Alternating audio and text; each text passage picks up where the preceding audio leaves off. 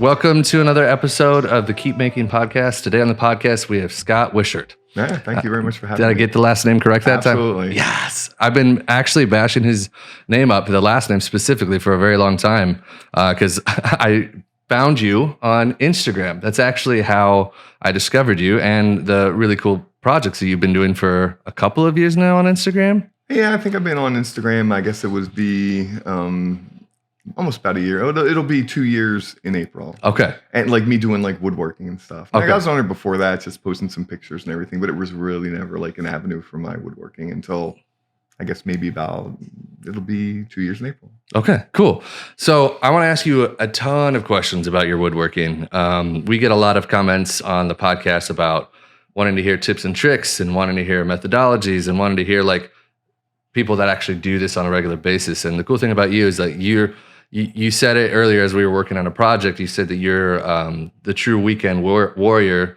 But the reality is like you're just like every other guy that's doing this. You just you kind of got lucky with certain things that you started making that just like catapulted your Instagram. So maybe tell me about how you started with the woodworking process in general, and then we'll start there, and then I'll just ask you a boatload of questions about it. Okay, all right. Well, I mean, I've been doing woodworking since I was in my 20s, which is a long time ago. And I hope I don't throw out a number because I don't want to date myself. So, but I had a little bit of hiccup there because of life gets in the way, and then I had to stop for a long time. And then I guess it was maybe about like 8 or 9 years ago, I just kind of got back into it. Okay. And it's all started, it's just, I had to do something. Okay. And it's just like, wow, I really should, I had to make something, or I had to build something, or I had to fix something, and exactly what project that was, I just don't remember exactly. Mm-hmm. But then it's to YouTube, right? I mean, to me, YouTube is what the Matrix, right?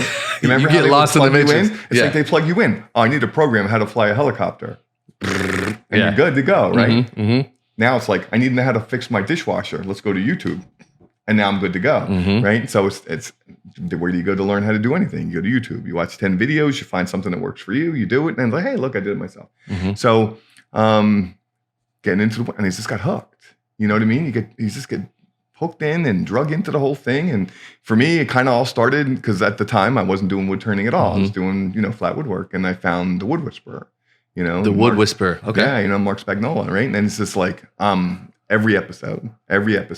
And it's just like, I don't even know if I had to do half the stuff that how he's doing. It didn't make any difference. I'm just so interested in getting sucked in. And then, you know how YouTube is, right? It's like there's a wormhole that you can go down. Like, now it's like you get recommendations about this and then I saw Carl Jacobson making stuff on a lathe, and I'm like, and then the little drool, and it's like, wow, that looks really cool. And then I guess probably like within a year I had a lathe because now I needed one. And I started out with I have a Jet 1221 variable speed lathe. It's just a midi sized lathe, mid size, and I used that for a long time, and it's a great lathe, and I had a blast with it. But I just had my eye in the sky, and went, about I wanted something bigger, better, and I got obsessed you could turn with literally anything on. I'm sorry. Something the big one. Yeah, I wanted something that was going to be like one and done, right? I mean, I'm going to upgrade. I don't want to ever have to upgrade again. I don't want to keep stepping up. So I kept putting off upgrade until I could afford what I wanted, and I bought my robust American Beauty. It's just awesome lathe. Could you say that again? There's a robust American Beauty. Yeah, for those of you out there that are curious what Scott uses, that is it. Yeah. So, it was funny too, because I was actually on Instagram as well. So I was just like, I was so happy that came. And how do you not like, hey, look what I just got. Right?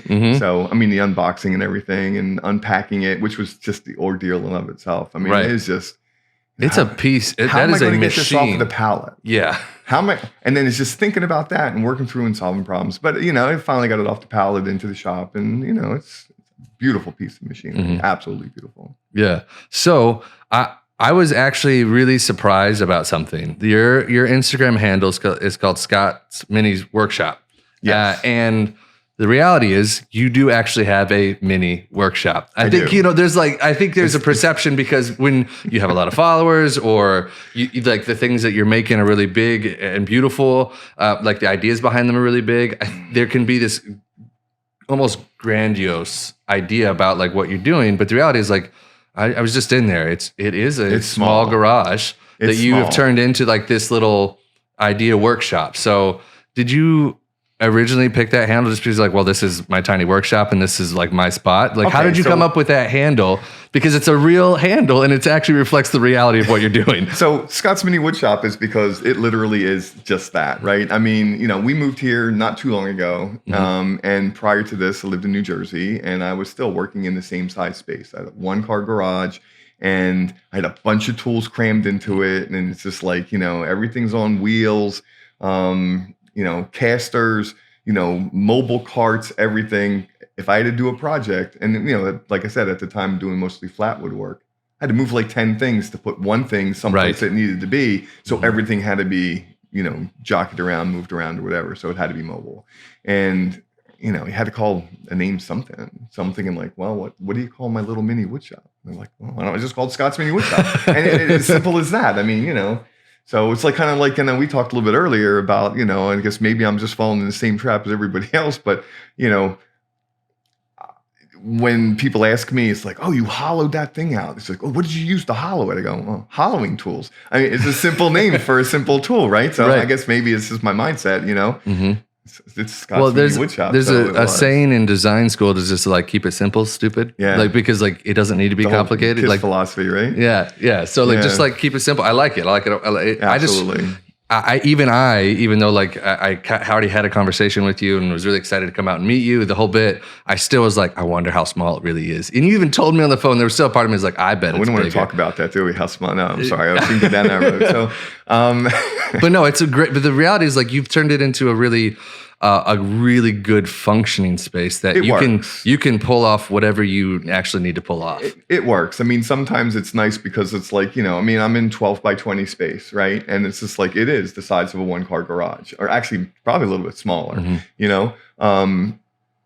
But if I need to cut something on the table saw, obviously, that's an ordeal. I got to move a lot of stuff off of it because the table saw generally is my working area. I have it covered with something so I don't get the table all messed up, and then I have that covered with something else so I don't get the little board I have under there too messed up. But if I have to, I move things out of the way, and the table saw moves into the middle of the shop, and then I can use the table saw for to cut whatever I need to cut.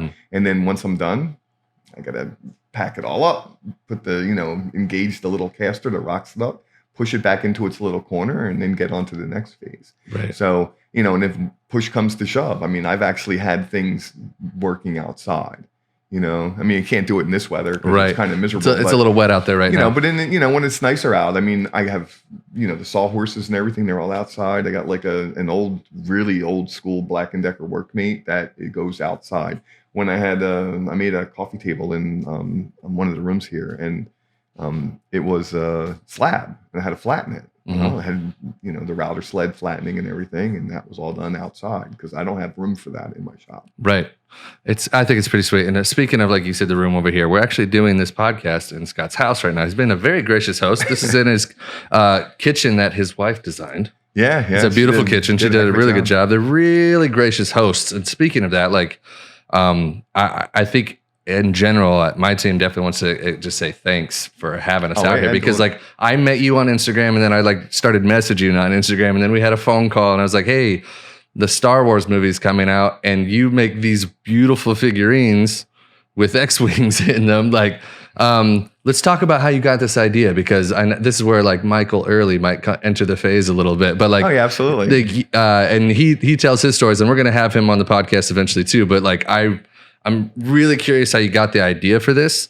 And then also like how you started experimenting to like find it. Because I know you've been asked a million times how to make these suckers. Oh yeah. And I'm really glad, like the reason we came out is to like film a video of how you actually do it. Hopefully we can relieve some of the, how does Scott make this? And like, we'll have a whole video. They're still going to ask. It's fine. But then at least I can say, well, just watch this video. You're right. So, but yeah, so the whole idea, I mean, I have to say it's not an original idea for me. I mean, the first time I saw anybody turn a resin sphere was Carl Jacobson, right? Because, once I got hooked into his channel and he's turning a resin sphere. And I went, wow, that looks cool. It looks like this little world, and kind of put on the back burner at that point. And then, then back, I guess later on into Instagram and everything. And then, it's like who is now, a friend of mine, Mike Early, Soko Joko. Soko Joko. Yeah. Great guy. Absolutely great guy. So, but Mike had done something extremely similar. I would almost say exactly the same, other than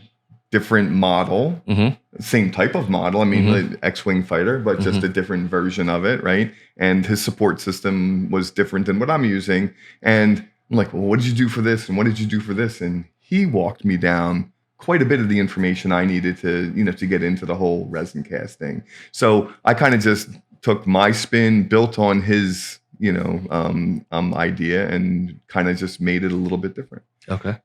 But it's very similar. So it's not my idea.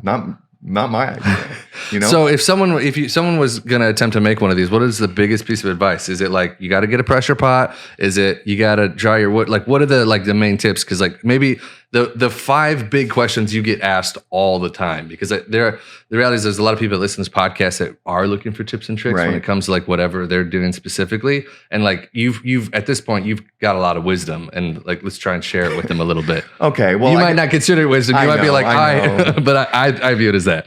Okay. So usually the number one question is, what resin are you using? And of course, I'm using Alumilite Clear Slow, and it's just like, I didn't ask him to say that, by the way. I just want everybody to know I didn't ask him to say that. Just because it's true, right? So, and I started out using Alumilite Clear, but I mean, obviously the working time is not long. I mean, that's 7 minutes. 7 minutes, right? So 7 minutes to do everything that I need to do. To get it, like, you got to get that sucker in the pressure pot at 7 minutes. I guess it would be different if you're making pen blanks and everything, because it's like, you pour everything into the mold and you can drop it in. I mean, we did this today, right? We made the blank today, and then, we turned this today.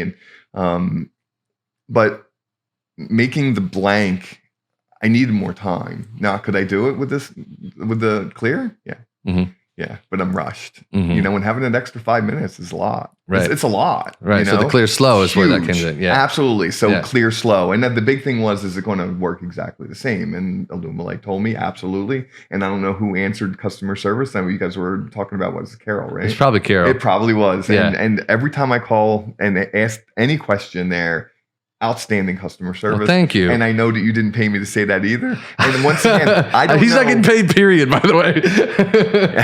I might buy this off him, but that's just because I want it. Okay. So, but I even had somebody else come out here, and it was about a year ago, and for a demo, and they actually, same thing. It's like, can you show us how? And they didn't really care about that.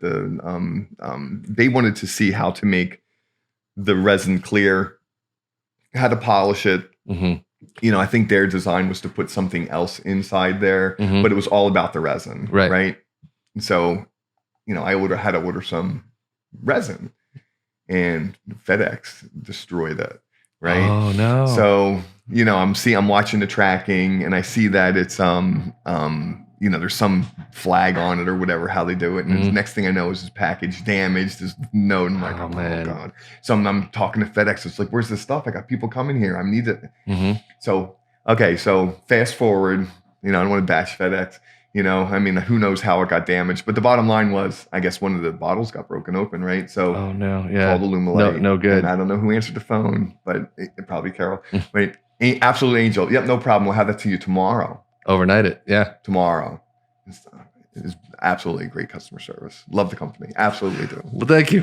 So let's go back to the other piece of advice outside of use Alumilite. Okay, yeah. Okay, so I beat that to death, right? Yeah. Okay, so the next thing, right, is this like, so how do you get the resin so clear? Which then becomes, you need to use a pressure pot. I mean, especially with this resin. I mean, I know there's some other resins that, they're slow cure. I don't use those because this works. Right. I mean, I've tried some other things, and some of it comes close. This is the best fit for me.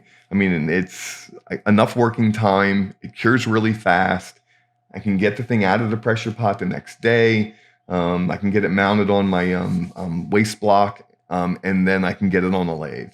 So Alumilite's the best fit for me. So, and getting it clear is pressure pot. I mean, we did that today. It was, I know I use a little bit. So what kind of pressure pot do you use? Because that's a lot of people retrofit like a Harbor Freight one, but yours is bigger, and Harbor Freight doesn't make those. Yeah, mine's a 5 gallon. I got it off Amazon. So it was a TCP paint tank. Cool. And, it had the big stirrer on it, for stirring the paint. So I pulled that out, and that's like, I wish I could remember which YouTube video. There's a bunch of them out there right now. I know Yeah, but Zach's got one. I know that there's it wasn't because I think it was Casey something. I'm sorry. Casey Martin. It might have been. Yeah, Casey Martin's got a good one too. Because it was the exact same pressure pot. Okay. Right? Just by dumb luck. And it's just like, but I think his version was like the 2.5 gallon, not the 5 gallon. But like all the fittings and everything are exactly the same. And it's just like, but it's just like, and here you got another maker, right? And I think we talked about this earlier, right? You got another maker who's willing to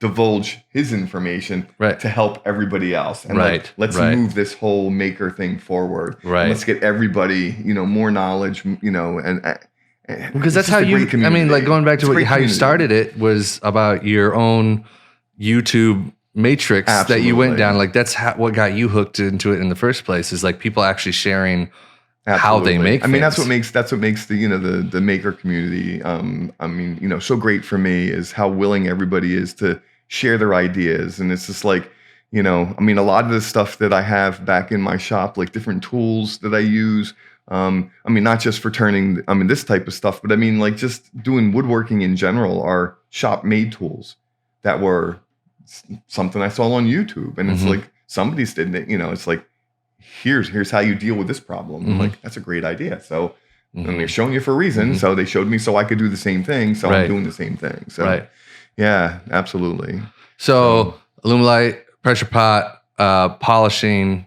The polishing. So here's where it's just like, I talked to Michael about some stuff, but it's just like, I didn't want to pick his brain too much, because it's just like, everybody's busy. So a lot of stuff let me try some stuff. Right, but he's not doing this for a living either. He's definitely someone that just does this in his free time as well. He's got a full-time job. So, a lot of experimentation as well, right? I think we talked about that too. It's like the first time I did one of these, I didn't cook the burl.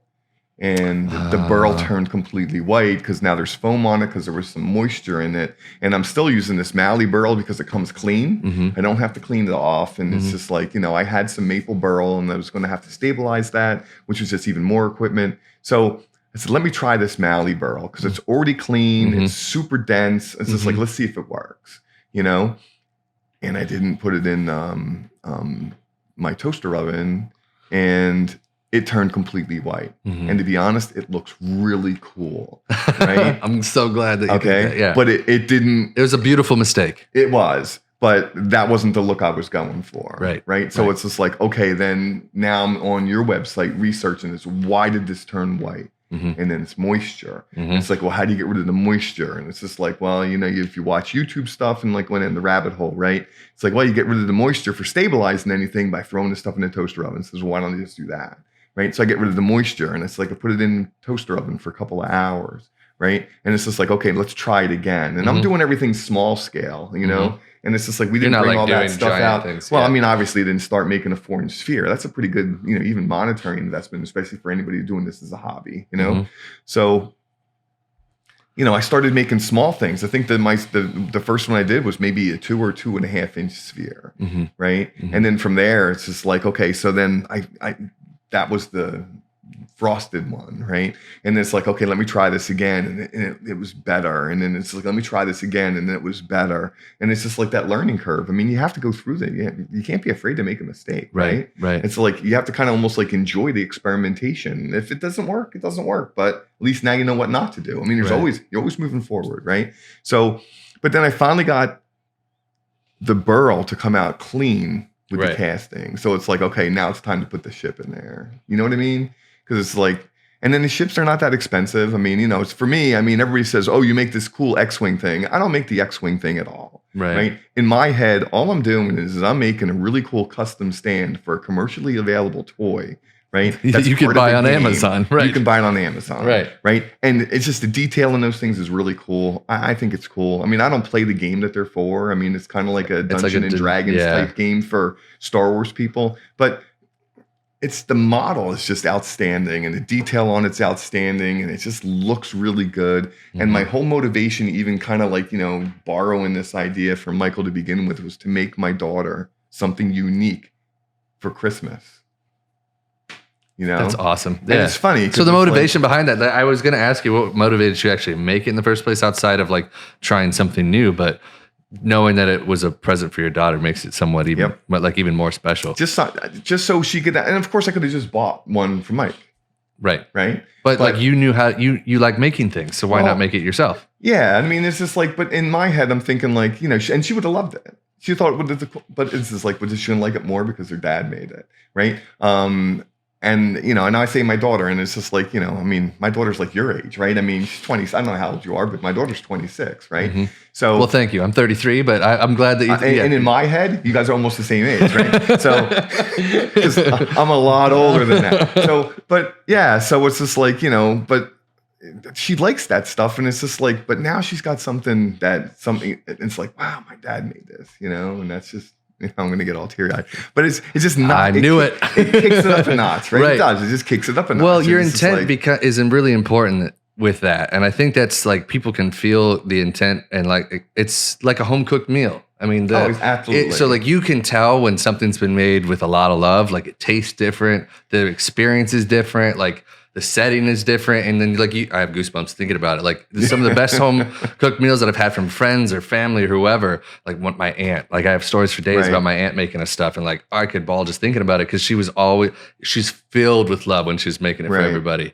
But like it's very clear that you had a lot of love. You're like, I really want to make something that's unique for my daughter. I wanted her to have something that I made for her. And I didn't care how much it was going to cost. Mm-hmm. It didn't make it. It was like at that point, it was just like, money wasn't the issue. It was all about having something that I made that for you, mm-hmm. And it's just like, I had to buy the resin and I had to go, even that was like, I had to. The resin's not cheap. It's not cheap. And to be honest, I mean, I didn't start with Alumilite. I tried a few other things because I wanted to see if I could avoid the whole pressure thing. Mm-hmm. And you can't, okay? You can't. If you just don't even try. For my mistakes, just go right to what's going to work, So, but yeah, so that didn't work, and it was just like, and not that everything was terrible. I mean, but it wasn't this, until I finally got that, and it's just like the first few of these that I made. That toy actually comes with a clear post, right? But for whatever reason, that clear post turns white. In the process. Alumilite. Yeah. Okay. So it's like, but it was still cool and everything. And it's just like, my daughter loves it, and it's just like, people thought it was great. And it's just like, I'm thinking like, well, how can I just make that better? How can I kick that up a notch a little bit? And it's like, what can I do? And then we started, I'm saying we, like I'm more than one person. So I started experimenting. The you and you inside your head. Right brain, left brain. So, but I started experimenting with other things to suspend that. And then so you get so many suggestions from people and, pour half the resin and then pour the other half the resin. And it's like, I was always worried that there was going to be some type of like line, like a seam, and I know if I poured it all at once, it works. I know that. And if I pour it all at once, there's no seam. Can someone do it better? Maybe, and God bless them if they do. And that's great. And more power to you. Yeah, I think someone should. If someone can take any information that I have and build on that and make this 100 times better, I'll be the happiest person in the world. Right? Because it's like that's what I'm doing this for. I mean, I want to give everything. I took so much from me, information from people who were willing to give it to me. I am way more than willing to give any information I can back to this community. It is just has been outstanding for me. I mean, this is my therapy. You know what I mean? It's just, I can't say how much that I like being in my shop. It's kind of like my getaway. So maybe you got to tell people a little bit about that. Why is it your getaway? Like, why is it so much like therapy? Because like the whole point of this podcast, really, at the end of the day, is like how people create their way through life, and the whole like our whole mission is to like encourage people to do the same for them, because we really believe that there's a lot of power and a lot of like really good things that come from being creative in your own life. Like not just like, oh, I'm being creative, I'm making stuff, but like it actually affects like how good of a father you are. It affects how good of a brother you are, or a sister, or a mother, or like how good you are at your job or whatever, because it's part of your human experience. And like it really only enhances the stuff around you. So that is the goal of this podcast. So if you're willing, why is your wood shop therapy for you? What really kind of got me, I guess more hardcore as opposed to like, and I say I'm the same as everybody. I'm the weekend warrior on steroids, right? Mm-hmm. And it's only because I have a lot of time to spend in the shop, right? Where a lot of other people probably wouldn't. But it's just like I'm my shop's in my house. It's in a garage. It's a very limited space. I have limited funds to spend on my hobby, right? Even though it's a super hobby at this point, right. and it's really nice that, I can sell some of this stuff and actually supplement my hobby. So it's really not just all coming out of my pocket, right? But, I guess it was a few years back, and this is like, we're lucky to live in the house that we live in. But my wife grew up here, and the house was left to her when her mother passed away. And then I guess it was about, 6 months after that, my father passed away. And about 4 months after that, my mother passed away. And it was a lot sorry, I was going to try not to cry. So it was a lot of loss in a short amount of time. And, you start thinking about what's important and what's not important in life. And it's just like, is it important to, to spend your time doing this or doing this? And you have to make choices, and I love doing that. It's just like one of my favorite things to do. So why aren't I doing that? You know what I'm saying? It's just like, if I'm having a bad day or whatever, it's like nothing about wood turning or woodworking makes me unhappy. Even a failure doesn't make me unhappy. Although the other day I was going to throw one of my tools like out the wall because I did something stupid. But I mean, but the entire process is, I find it just so therapeutic. And it's just like, I know a lot of other people feel the same way, and I don't know. It's like I said, for me, this is just my hobby. It's fun. I'm really not trying to monetize this into a business per se. Right. I mean, I'm not going to say no if someone wants to buy some of my pieces. Well, As a matter of fact, to me, that's more of a compliment than it is anything else. Right. Right. And it's I don't know. It's just how I can express how I feel that day. I mean, there was a few days ago, I just felt like crap. Right. And I went onto my wood pile, which is right outside of my shop, and I found the nastiest, gnarliest looking piece of wood. And I made this like open form vase thing that just looked nasty. And I posted on Instagram and I called it broken because that's how I felt that day. And it was just so, I don't know, like, so therapeutic for me to just get that out of my system. And it's just, I'm saying this to you and it sounds like dumb to me that I'm saying it, but it's how I feel. You know what I mean? Yeah. So it's just like, I'm thinking like, man, where's that coming from? Because it's how I feel, you know? And it's just like, that's not normally me. I don't usually kind of like go down that road. I kind of just like, I just suck it up, and it's just like, you just move along and everything. But it's like, if you can express that and just get that emotion out, well, then it's out. Right, you don't want to bottle it up. I mean, that's not good. Right. So. Well, I've heard a saying that like when you say things out loud or you make things that express certain emotions, like it comes out of you. So like say if that hurt or like your frustration, whatever it is, it can sometimes be a poison if it's like kind of trapped in there. Yeah. So like if you're making it and then you've expressed it on some level, it's no longer in you and you can release it. Yeah, well, that's exactly true with a lot of this stuff, and it's just like I just like.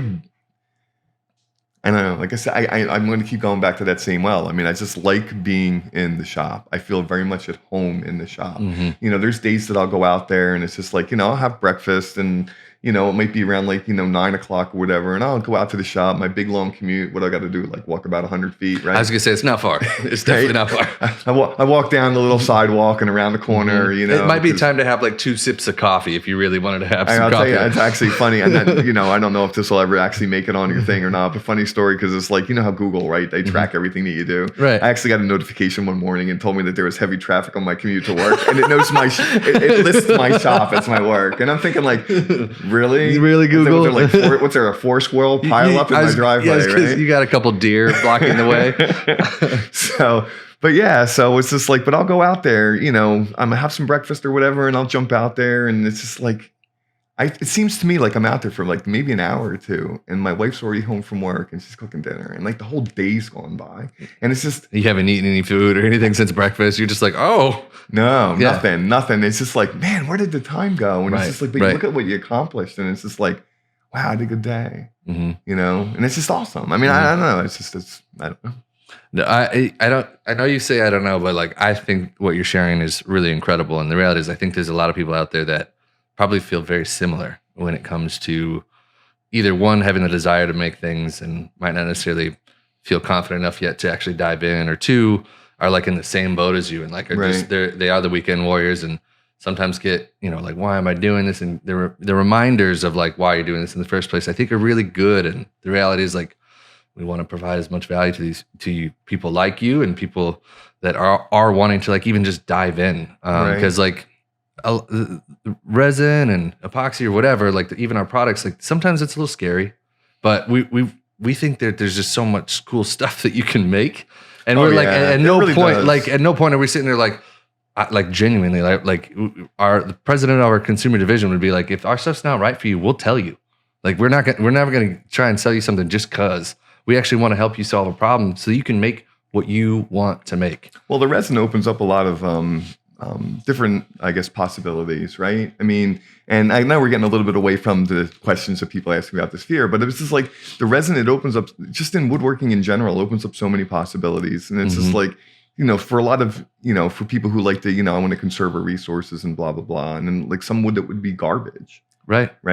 I mean, you know, how many videos are there on YouTube about how to use worthless wood in some type of casting, you know, whether or not you're stabilizing it and then recasting it in some other resin or whatever, but it's just like, or, you know, filling cracks or voids or splits, checks, whatever. And it's just like, you would have thrown that away. That would have been gone. Right. You know? And it's just like, you know, I mean, I know wood grows on trees, you know, ha, ha, ha, you know, but still, I mean, it is true. I know, right? So, but I mean, what we saw in the shop, right? I mean, I'm holding on to a piece of cherry because I want to use it for a peppermill, and it's got a giant void in the middle of it, right? Void, and it's just like, how cool will that be with the right swirl, right resin, right pattern?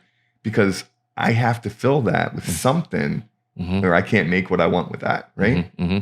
So, you know, so it's just like, can I use this piece? Can I use this piece? You know, so it's not going to save everything, but I mean, for everything it saves, for me is a win. So awesome. So I feel like I asked you some like maybe 5 tips, and we definitely jumped away because I got a little emotional there while you were being quite open, which I appreciate. I was like wiping away a tear as well. But are there any other points that you'd give? We talked about the product. We talked about pressure pot. We talked about polishing it. Is there any other things that you're hey, if you're going to get into this, here's another tip for you? Well, just generally speaking, right? I mean, if you're going to use Alumilite, right? You need the pressure pot. You don't even have to talk about just Alumilite, by the way. Well, I mean, just so you know, a little bit different, right? I mean, because if you're using one of those slow set epoxies, I mean, it's going to have, everything has its place, right? So if you're going to use one of those slow set epoxies, it is what it is. And it's just like, can you get away from the pressure pot? Maybe. You know, I don't know that you're going to pour a 4-inch cube and not have bubbles in it, though. You know what I mean? It's just like, I don't know if I'm going to want to take that chance either, because it's a lot of money. A 4-inch cube is a quart of resin at $100 a gallon. It's just like, you know, if you're willing to throw, $25 or $30 down the tubes, that's up to you, right? If you use pressure, it's going to be bubble free, right? And so many people are, how'd you get it so clear? How'd you get no bubbles? How did you do this? I had somebody who was apparently using some type of epoxy that has, what's that? Endothermic, exothermic? I don't know which. It just all generates a lot of heat, right?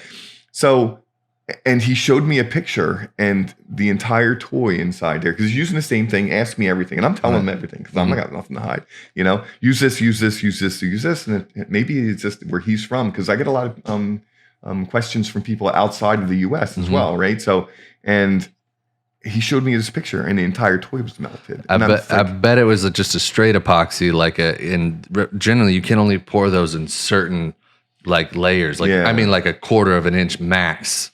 And and if he's like going real thick, it's going to create an exothermic reaction, because that epoxy is like, a lot of it's heat. Heating up real fast. So if he wasn't like cooling it down somehow, or like was in a controlled environment, it's going to melt whatever. Yeah, no, I've heard some people say they can control that reaction with the heat and everything with fans, and it's just like, that's beyond It's also a lot of extra work. Yeah. Right. It's beyond what I want to do in my shop. Yeah. I mean, it's just like you even said, to keep it simple, right? So, you know, I do have the Weekend Warrior setup. I don't want to have to go out and buy all this extra equipment just for this one project. I want to be able to use what I have for what I have. And that's why all this stuff worked so well, you know? And it's maybe I just stumbled upon the lucky, you know, combination of, you know, this plastic works well with that resin. And, you know, I use that really thin filament post now because it just happens to be stiff enough to hold up the toy because it's super light, you know, because something I used before that was too flimsy. You know what I mean? So it's like I got this one and I didn't want to use the thinnest thing possible because before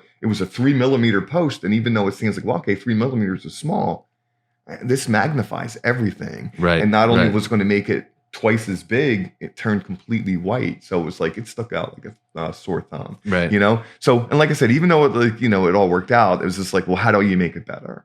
Right. So it was just experimentation until I found something that worked, you know, and it's just, you know, really, really fine plastic filament. I like what you just said there. I think that might be another point is like actually experimenting for what you're trying to do until it works. Because it's not like you had every single step of the process. It wasn't like Michael Early, Soko Joko laid out like, here's your step 1, step 2. It wasn't like a Lego construction kit for you. No, it's very much like, here's some guidance. Now go by yourself. Mike was extremely helpful, and like I said, the concept, you know, and it's, you know, and it's been around. Like, Mike. So, you know, and you can go to his Instagram, and he still has a whole bunch of the things that he did. I mean, they're posted there. So, you know, I got nothing to hide. So, but. You know, it's like, how do I make my version of that as best as I can make it? Right. You know, I mean, this is my version of his idea. So, you know, and then, you know, it comes out to like the presentation, right? I mean, the stand. I mean, this is a very, you know, I don't know if this is on camera, right? Yeah. So this really is just starts as a cube, which is just a simple technique to turn what they would normally call a 3-corner bowl. Oh, yeah. And I'm like, okay, well, let's just make that, turn it upside down and drill a hole in the top so the sphere can sit on it. Right. And it looks futuristic. I mean, it's just like, you know, but it's just this like. This part reminds me, like, forgive me, nerds, but like Star Trek almost. It feels like the base, but then like it's Star Wars on top. Yeah. It's a little bit of both worlds. So I really like it. But for me, it was kind of just like a futuristic look. And it's just like, you know, but, you know, did I invent the 3-corner bowl? No. You know, am I the first person to turn it upside down? Probably not. You know, I mean, it's just like, I'm sure people have used that to make sculpture pieces before. I mean, I know I have, you know, except I have one in the other room that's this way and it's a box, you know, so it has a lid but it's nothing that hasn't been done before, you know, it's my version of that, you know? So, and it's even the same here. It's just like, you know, we got the next piece over here, right? The lava lamp. I mean, I didn't invent the lava lamp, right? I mean, you know, it is what it is, but like, you know, I thought it would be really cool to try to replicate a lava lamp using resin. It's pretty sweet. And was this your first attempt at doing that? Yeah. By the way? Really?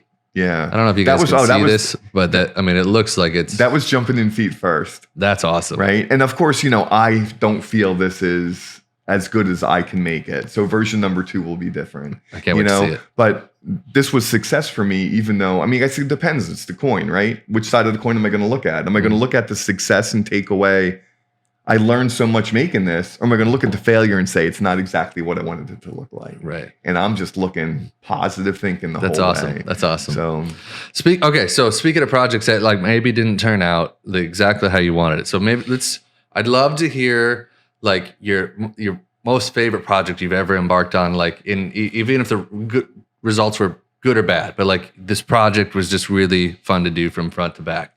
And then the one that you're just like, I'm quitting woodworking. I don't ever want to do this thing again. Like I'd love to hear the high and the low for you when it comes to being in your workshop. To be honest, it's funny because I don't think I have a dedicated favorite project. And every time I think I do, something else comes along and trumps that. Okay. So for me, like probably one of the most rewarding things that I've done so far is probably either the lava lamp or, you know, it's not sitting too far away. It's the pumpkin that's sitting over there, right? So I mean, pull that in. Yeah, we can, right? Yep. So, and the pumpkin is really nothing other than it's a hollow form, and it's a pretty big one, right? But the carving it was something I'd never done before, right? And you know, there's John Jordan is a great wood turner. He makes hollow-form vessels and he hand carves them, and stuff just blows me away. Okay. Right. And I absolutely love everything that he makes. Right. You say John Former? John Jordan. John Jordan. Okay. Right? Sorry. I don't want to make sure I heard you right.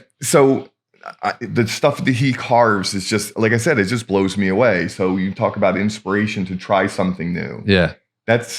Yeah, I honestly thought this was a pumpkin at first. This is John Jordan speaking to me, in my head saying, carve something, so I'm going to carve something just because it's like, hey, he does this really cool stuff. So let me give it a shot. Right. And I'm actually lucky enough to, know John Jordan. So, which is cool in of itself. So, but that's my first attempt at carving anything. And it's just like, That's your first attempt at carving something? Carving, like the ribs on the hollow form, right? Right. Everything else I've ever done, hollow form has been smooth. Got it. Right. And it's just like, this is kind of outside of, this is kind of outside of the box. Cause this literally is you take something that you made and it's nice and perfect and round and smooth. And now I'm taking a power carver to it.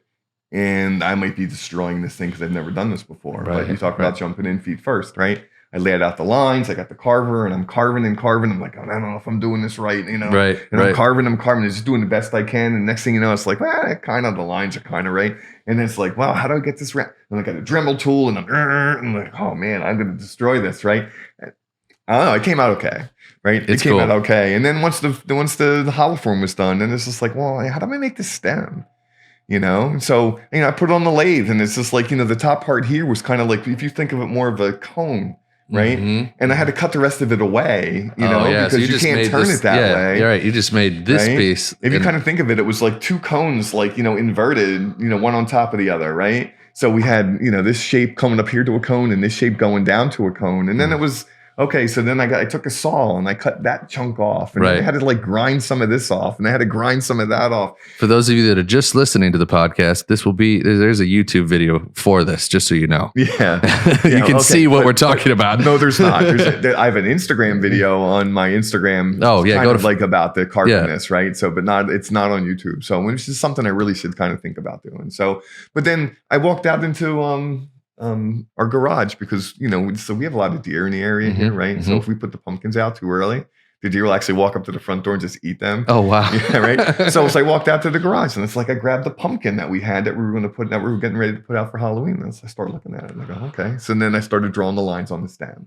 And, other than cutting this stuff away with a saw, it's just like all the lines on there and all the, the different, flutes, whatever you want to call them, right?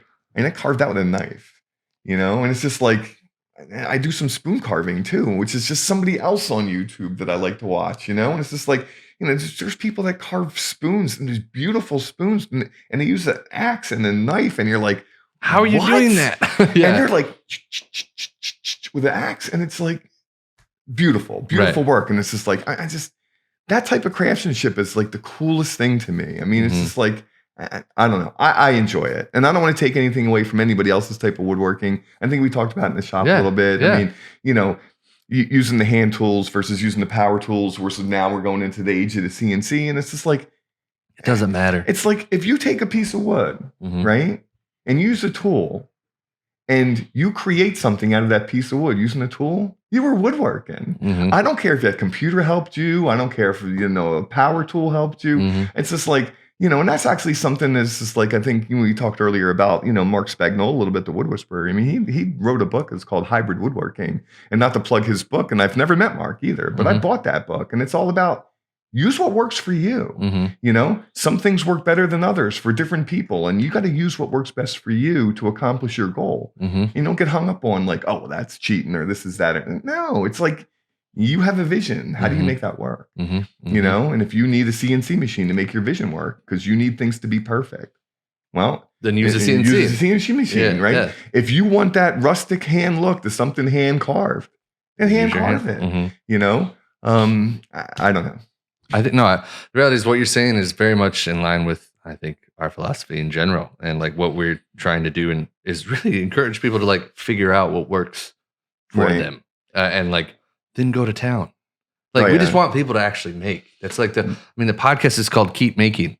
It's not like don't make. It's like legitimately like, hey, we want you to keep doing that because that's like really good. Well, it's nice too. Like I said, the whole maker community, especially on YouTube, and I don't really have a YouTube channel per se. I mean, I've reposted some of the stuff I did on Instagram on YouTube, and maybe one day, but for now, I'm pretty happy doing what I'm doing because I just like enjoy the woodworking. I mean, the video editing and everything. I mean, you don't love it. That's quite all right. I don't love doing the video editing at all. I mean, even doing the stuff I do for Instagram, it's not what I like to do. I mean, I do it because I like the end product of the video.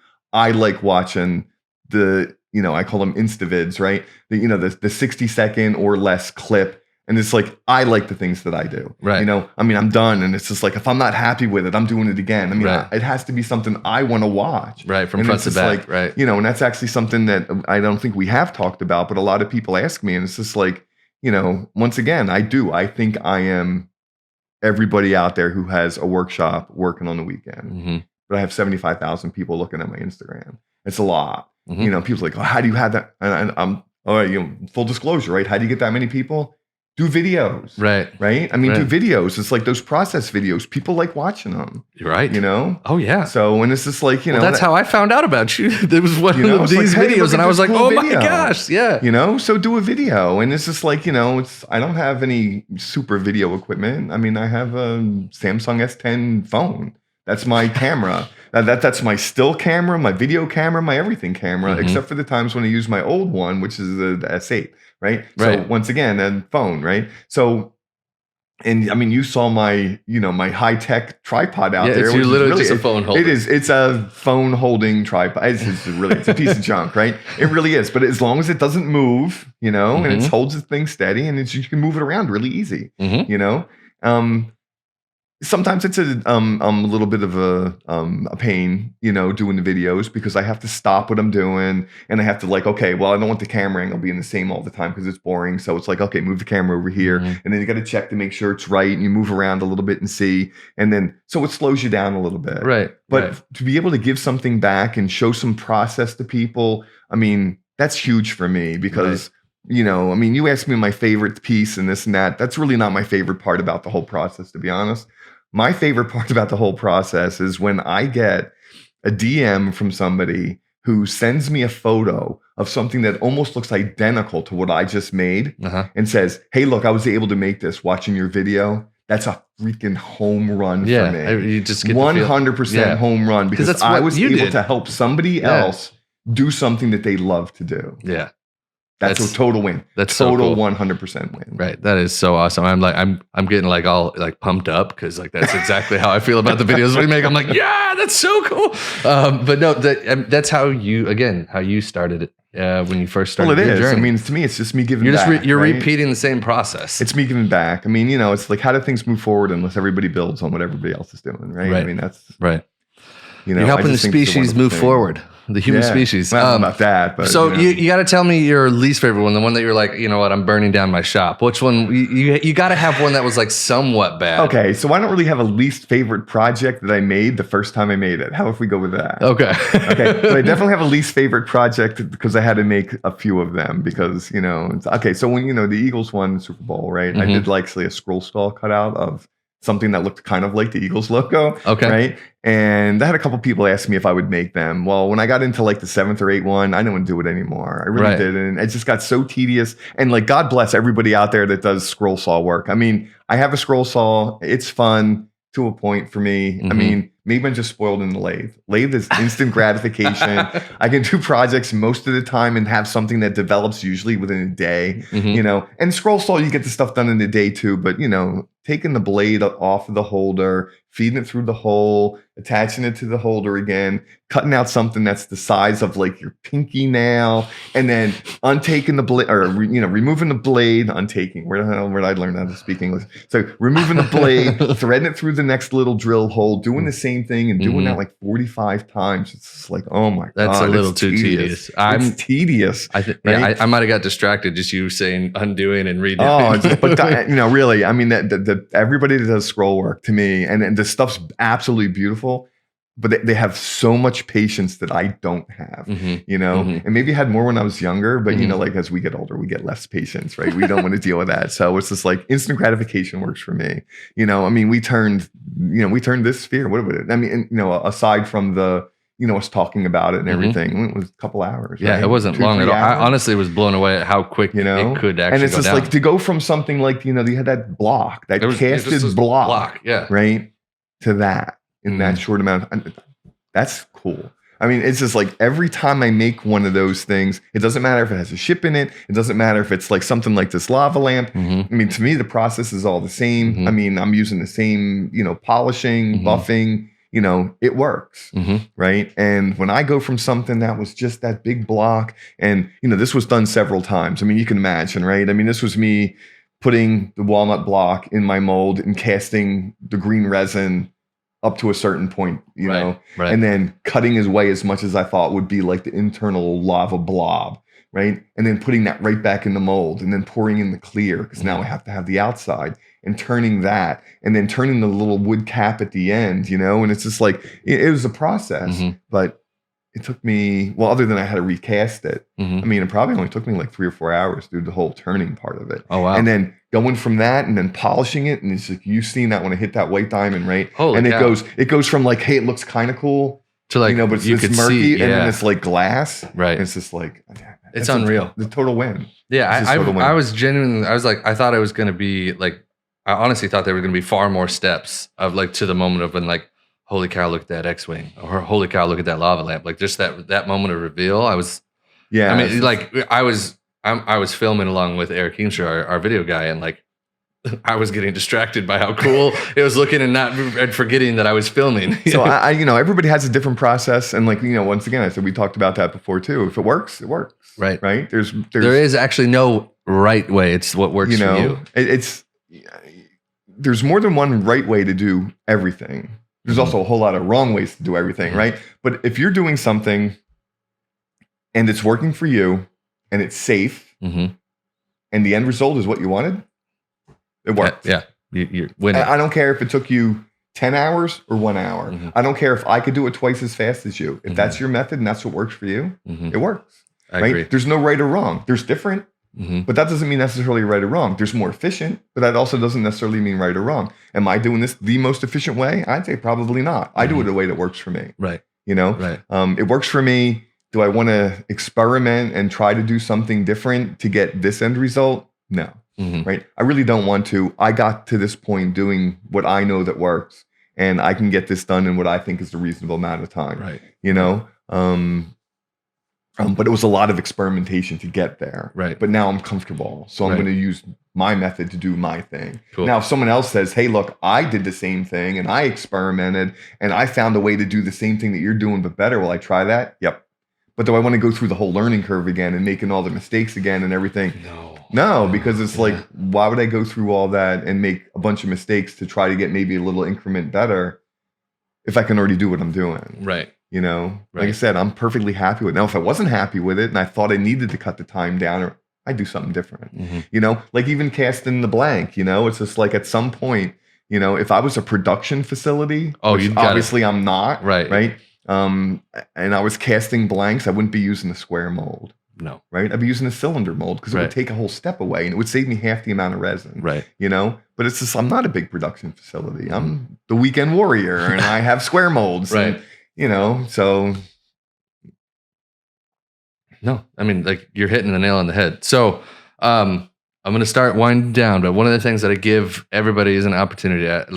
I only feel like it's fair that the person I'm interviewing can ask me a question. You do not have to if you don't want to, just because I'm pestering you with so many. Like if there were any questions that you wanted to ask me, feel free. I'm going to give you that opportunity. But before we kind of get there, I wanted to ask you the one piece of advice you would get someone that is getting into wood turning, not just like, it does not have to be like resin turning or whatever. I mean like wood turning specifically, because that's what you originally fell in love with. And I'm really curious, like what you would offer somebody that like me might be scared to like start. Okay. So if someone wanted to get into wood turning, things for me that like kind of jump started me along, right? The YouTube videos are great. Actual personal instruction better, right? Hands-on instruction with somebody who knows how to do what it is that you want to do, right? I mean, not to plug Woodcraft, but I know at least my local Woodcraft offers wood turning You lessons. can plug Woodcraft away. We love Woodcraft. I'm not really trying. It's just what I know, right? Yeah. So I know that my local Woodcraft has wood turning lessons for beginner wood turners. Now, by the time I figured that out, I pretty much knew how to do most of the things that the classes encompass. Right. So for me, my next step was I went to a bowl turning class down in South Carolina with Ashley Harwood. So it's like, she's well above, where I'm at when it comes to bowl turning and a whole lot of other turning. Right. So why not go to someone who's an expert to show you how to do something? And she offers classes. So you go to the class, you learn from someone who knows how to do what you're doing. That's huge. Don't be afraid to experiment. Don't be afraid to jump in. Don't be afraid to make mistakes, right? There's no such thing as failure if you don't let your failure be a failure. It's a learning experience, right? It's something where you can see what either didn't work, or like we talked about the lava lamp. I mean, this is not what I had in mind. It's cool. Don't get me wrong. I think it's cool, right? In my mind, that was different. And I didn't take into account how the shape of this was going to distort what's in the middle, but now that I know, I'll do it different the next time. But I wouldn't know if I didn't do this piece. You know what I mean? So just build on, my own experience. But yeah, instruction's huge. Safety is huge, right? I mean, you're using, power tools like that. It can be very dangerous. So it's like, make sure you have the right safety gear on. Make sure you pay attention to the safety rules for your equipment. Breathing protection is big. You get that really fine dust and everything. You don't want to have long-term, inhalation of those dust particles. Wear a respirator. Wear a face mask if you're turning, right? Yeah. It's kind of a no-brainer. You got stuff flying at you anyways. I mean, it's uncomfortable at first, because it's foreign, but like it's a hell of a lot better than having wood chips flying in your face, right? Because that's worse uncomfortable, And then God forbid, something bounces off of, your cheek or whatever, and then winds up in your eye. And then, it's not like it's going to put your eye out, bouncing off your cheek and going into your eye. But then it's just like, what if that makes you flinch and then you gouge your work, or what if God forbid, you get your hand caught on something and you wind up breaking something. Right. No, you want to have all your safety equipment on. So, no, I think that's all really good advice. Yeah, I mean, it's a lot of it, I guess, would be, necessarily, I guess, what I would consider common sense, but you definitely don't want to be doing anything to endanger, especially if it's your hobby. You want to be doing it. You don't want to be spending time, nursing, and you're going to get, it's dangerous enough if you do it right. Because I know plenty of people even doing stuff right. I mean, sometimes the wood, there's voids in there that you can't see. And the wood goes flying apart on the lathe. And it's like, you got the face shield on. Thank God you had it on, right? I've seen people get cuts before, splinters from things. And it's just like, that's, I guess inevitable. Eventually it may or may not happen to you, but why would you roll the dice and making it worse for you? Right. You want to be as safe as you possibly can be. Totally. So. Totally. Okay, well, if you'd like to ask me a question, now's your chance. If not, I just really want to say thank you because, one, you let us come out here and hang out at your house and hang out in your wood shop, and my whole team has had an absolute riot. It was a lot of fun. I can't wait to go to dinner with you if we haven't worn you out entirely. But like, we are really full of gratitude, and we are really grateful that we got the chance to hang out and get to know you. And like, the reality is, if you are ever in Michigan near our shop, you have to come by. And like, we got. Well, I appreciate that. That's an awesome invitation. So if I ever get my way out there, I'd definitely love to stop by. That'd be cool. Cool. So, okay. So my question. Yeah, go for it. I'm sorry.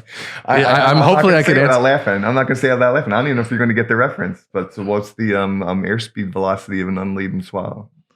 Oh, I definitely don't know the answer to this Okay, question. that's not the right answer. Okay, so obviously not a Monty Python fan. Right? So the Monty Python, like I like the I see. I'm not gonna bash all of this up. I mean, I only know the references of like, you know, I don't have an arm, I don't have a leg. He's like, I could still fight you. It's like, from the same movie. Yeah, so right? like I've only seen that movie once though, and I was like maybe 12. So like, so I made a couple of my friends really happy if they ever hear this. They'll laugh. Yeah, they're just gonna be like hysterically. Yeah, because like I'm this young dude that has no clue what it is. Well, not because of that, because I threw that out there. You know, so the actual answer to that is I don't know, African or European, because there's different kinds. And it's just, and then that's just I'm not going to go down all my movie guy friends that like are going to listen to this are immediately going to give me a lot of crap.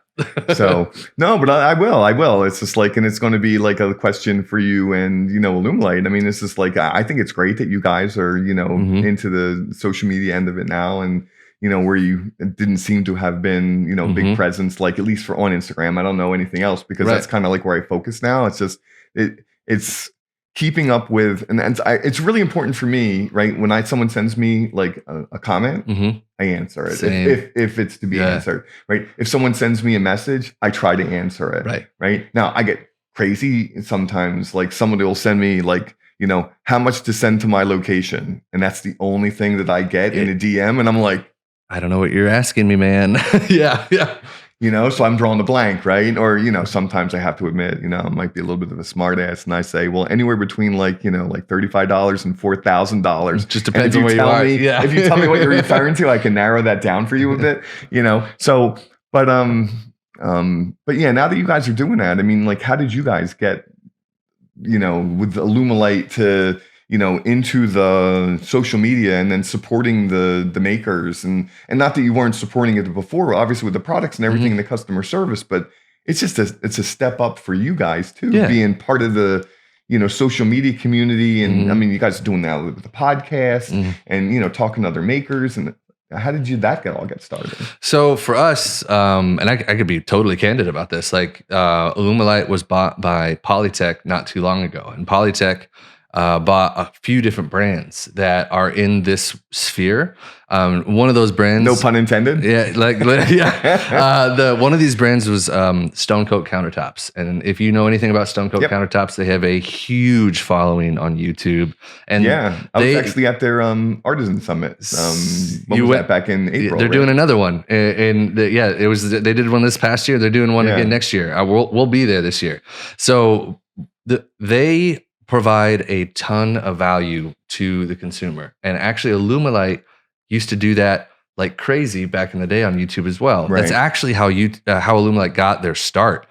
They were one of the very first companies ever to like be making tutorials of how to use their products in a way that was actually educational and provided a ton of value to the people that purchased them. Because like like resin and mold making and casting and all this kind of stuff, if you've never done anything in this world, it's a little intimidating. Yeah, I definitely can see that. Yeah, but it's a little bit like, well, how the frick do I even? How do I mix A and B, and what mix by weight and volume?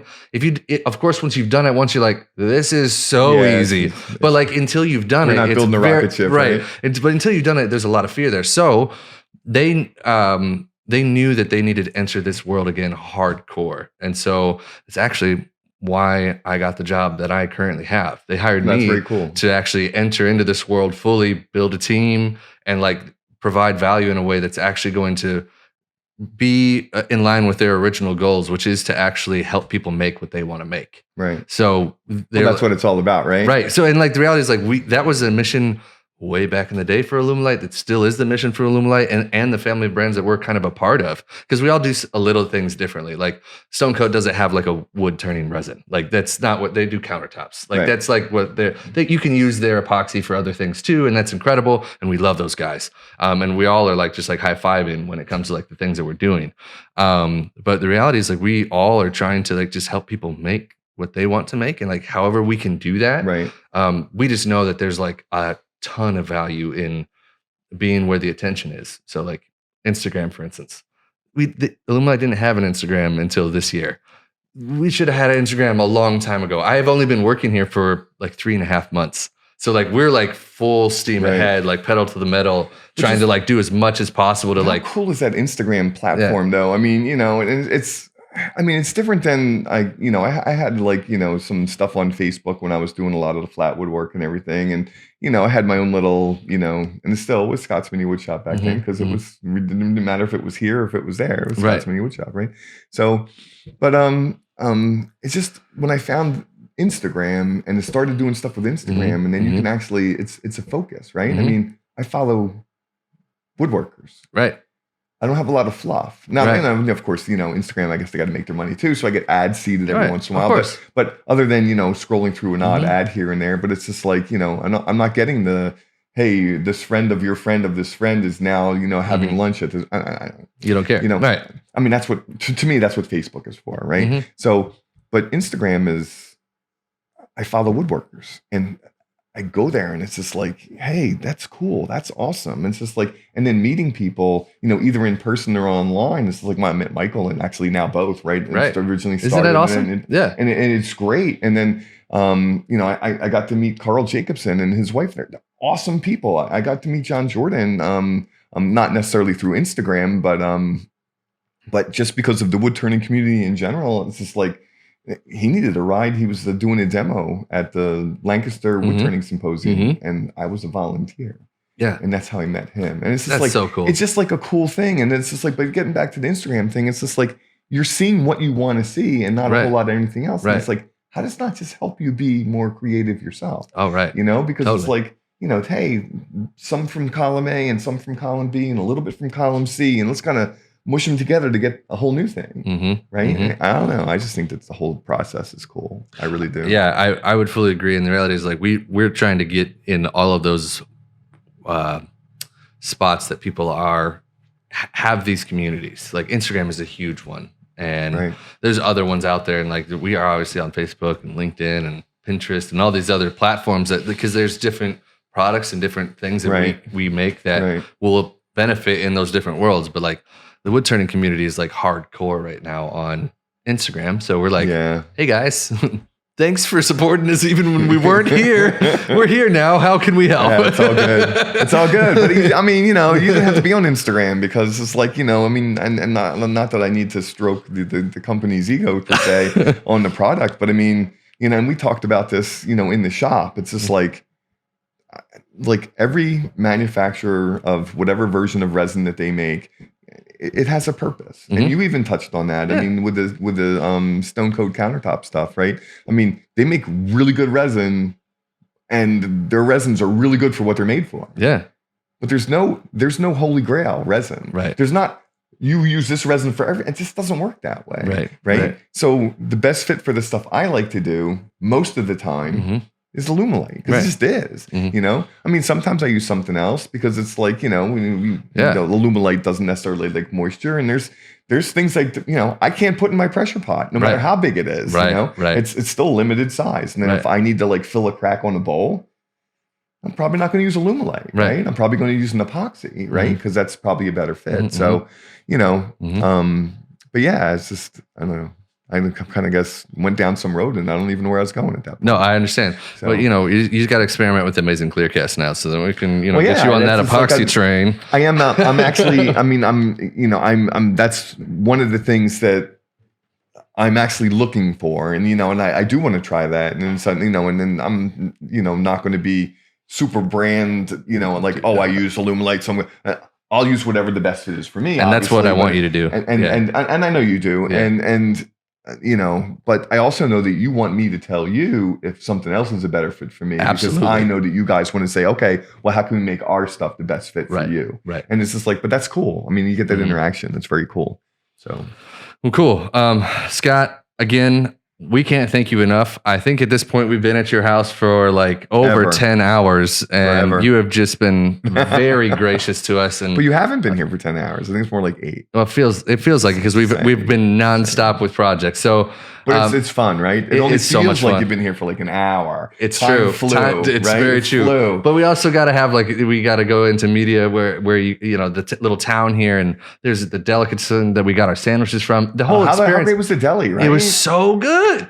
Yeah, I mean, like the dude, I don't know if we can plug that somehow. Should we play? It's Novak's Market right? On a Media Station Road in Orange Street in Media. It's so good. If you're ever in Pennsylvania, you got to go. I actually got to tell Paul Tadelli, I just plugged this thing on the podcast. Yeah. He's going to be so excited. You got to. He was one of the funnier people that I've ever met. Like, he he's had a great. joke for every single person that walked in. Yeah. And he knows everybody that goes in there. Yeah. And he knew the minute you walked in there, you're not from here. Oh, he was like, "Are you from Media?" And we were like, "No." Yeah. He knew. He Yep. knew. I tell you, because he knows everybody that goes in that place. Oh, that's funny. So it's really cool. It's like the whole small town vibe. And it's a very cool experience. Absolutely. Oh, cool. Well, hey, I It was really very nice to appreciate meet you. Yeah, Yeah, thanks it's a good to lot meet for you. coming out. It was great. All right.